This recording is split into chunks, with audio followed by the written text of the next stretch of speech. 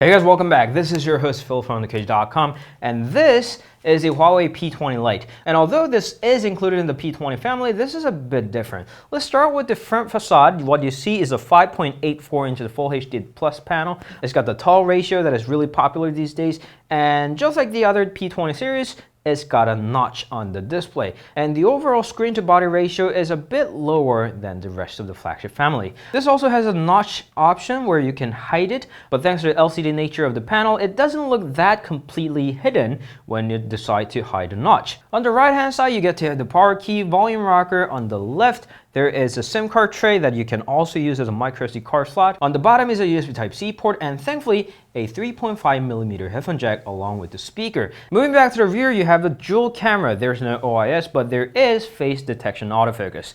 The lenses are not that bright at f2.2. I would say it's fairly dark, but it does have the portrait mode, and this is where the fingerprint reader resides.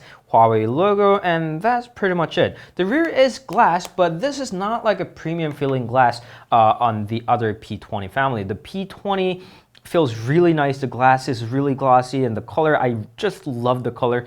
And not to mention the P20 Pro with that incredible color finishes and the rounded glass, but then it costs a hair less than 20,000 Indian rupees, which translates to around $300 US, so I guess that's pretty much given at the price point. There's the usual goodies, FM radio and dual SIM, and you can get this in 3 different colors: Climb Blue, Midnight Black, and Sakura Pink. We'll hopefully get back with the reviews very soon. Thank you always for watching. If you have any questions, please do leave them down in the comments. You can always meet us on Instagram, Facebook, Twitter, and Google+.